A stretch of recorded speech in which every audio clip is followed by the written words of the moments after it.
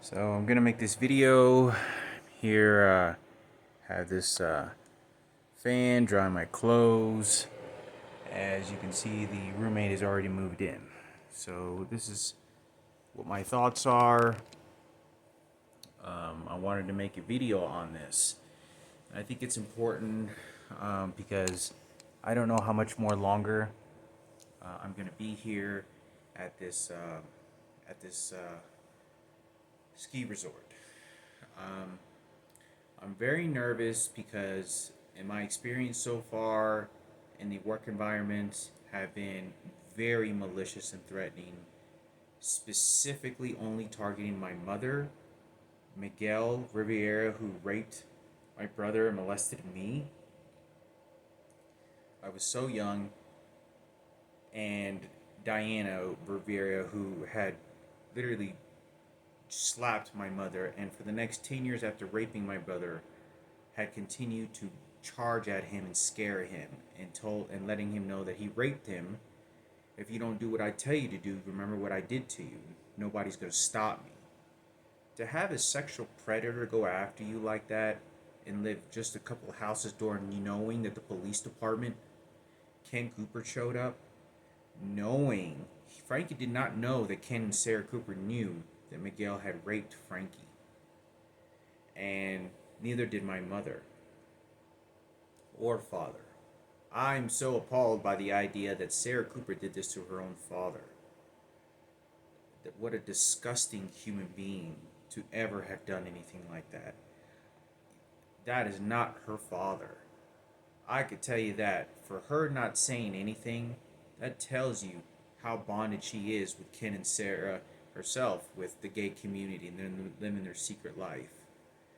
Now, I can't just go into elaboration on how monstrous this is, but as far as this situation goes, with me staying here, I believe that I'm only going to be I think that the longest I think at best I'm going to last, at best, is, if I'm lucky, sometime toward the middle of January. Maybe my birthday, January 6th, 1984.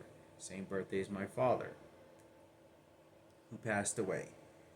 This guy, like Carlos, he looks something of the nature of my biological father, but he's shorter and smaller than me. So I wanted to make this video because I know that when I go to the grocery store, there are swarming people coming around me in a form of retaliation. Everyone coming around me to try to intimidate, to try to scare, to try to give orders directly to me that I better do as they say, and cherish Ken and Sarah Cooper for allowing them to be white, for them being white and allowing them to being heroes and live a graceful last few numbers of years now that they're old before they die, instead of a monstrous, child molester, um, because that's what they did. They allowed this to happen. Now, I would have never had them in the hospital had I ever known that this had happened, ever. This is targeting directly toward my mother. I am so troubled the idea that my mother. I'm not even allowed to talk to my mother. I haven't talked to my mother in like 2 months, and the people around me for the last month and a half, my mother was calling me, and these people, every time my mother called, these people were threatening me. They were coming around me. They were being notified. Okay, she's calling right now. Okay, I'll threaten him. They think that I'm after her money and they want to control because my mother has dementia and she has an identical twin and I don't know the inner workings that's going on. I am 100% the storyteller of anything that ever happened in that relationship between me, her, my father, her kids, and everything that happened with that suicide. But I cannot control that someone is putting recording devices, hitting cameras, and shooting electronic devices to deter any of the truth of anything that's going on. I cannot express how torturing and how technical, how detailed these people are shooting these electronic devices at me. And they're using them in combinations, one after the other, in order to get me to feel sexually attracted to transgenders and be influenced by them. and appealed but had no choice. It's so disgusting about the police officers are and the fire departments and paramedics. As I'm driving on the bus, they know my locations and they're taunting me while I'm on the fucking bus and I'm driving. I'm not driving, but I'm heading toward a direction, and they wait for me. I'm not kidding when I say this. Um, but as far as everything that goes with this roommate, I don't know, but I just know that what probably is going on at his job is there are hundreds of people that are coming at him to threaten him to come after me or do something. Now, I just know that it's a cat and mouse game conversation. That's all it is. There's nothing friendly. I've talked about the electronic devices, like they just shot me just a second ago in my crotch. But I'm sleeping next to the gentleman, and I just try to mind my own business. I leave the room so he has the room to himself. What they're doing in the front desk now is they don't want me going. Yesterday they said I can't play on the piano anymore, and they said they changed the rules. It's not. Well, this lady that looks, she's posing herself like Sarah Cooper that was laughing at my father's funeral, and she's posing herself as her, and then trying to make an statement of my deceased father and representation over my mother by giving orders. The way that the physical expression, the way that she's trying to convey. I don't know who this person is. No matter how nice I am, no matter how polite or gentle approach, it doesn't matter. They are being informed that I am an enemy and to persecute me and to exterminate. There is no connection of any kind that's pleasant. It's just trying to see how they can pick her at me. And I can't control who's doing this. The police department doesn't want to do any of this, so I have to make videos. So I say this because it's sort of my last hope, but I wanted to say that they're not allowing me playing the piano anymore. And she said something like, yeah, they don't want you really kind of, using any amenities and stuff around here. And that isn't truth. And the reason is because I know that they're sort of closing in little by little, and they're probably not going to want me even sitting down on the chairs or doing anything out there. And the reason is because they want to place me in here because it's placing me like in a cage so that they can order this guy to start maliciously going after me, and they're shooting me and training me like an ant, like a worthless human being. Now, I'm at my job site. This is Christian Novell is a manager. This is how dehumanizing this piece of shit is.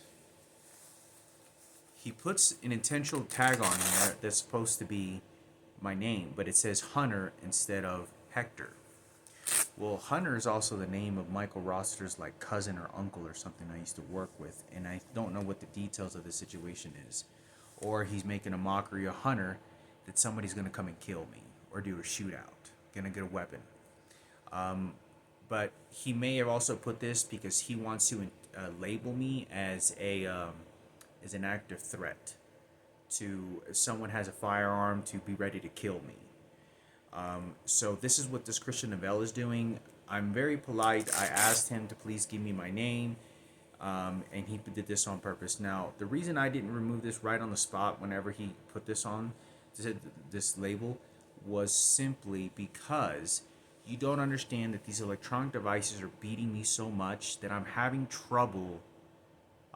a lot of trouble making decisions, like for myself, to protect myself, to help myself at times, and do the things that I really want to do. That I'm talking about the most basic things. Walking outside a door and not feeling paranoid that who is waiting for me outside, because that's all they're doing around me. They're chasing me inside Walmart and grocery stores and saying things about my dad's sister. They're saying things about Michael Jackson. They're saying things about that I better worship their God and the crucifix, otherwise they're going to come kill me. Not kill me, but they're going to just keep tormenting me, and I'm not doing anything. And there's loads of people that are doing this, and it doesn't matter how polite I am. You don't understand that I just go about my business no matter.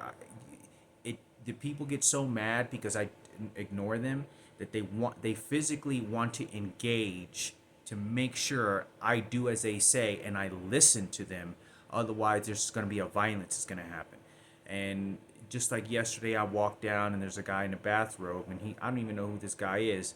He's telling me he wants to play ping pong. I don't even know who this guy is in a robe. And he said, and he touches me, he puts his finger on me. He goes, "What's that?" And I goes, "It's where I work." And I said, "I don't want to play, man." And he sounded very drunk, like he was intoxicated. So I wanted to say this, that this is the behavior that's being sent around these people. Now, I don't know if somebody has a firearm. Colorado is a place that has been known to have shootouts with suicide murders. I have heard a lot about, like, when I'm traveling so many times in so many states, it's a state that there's been known for a lot of crazy lunatics that have done this type of shit.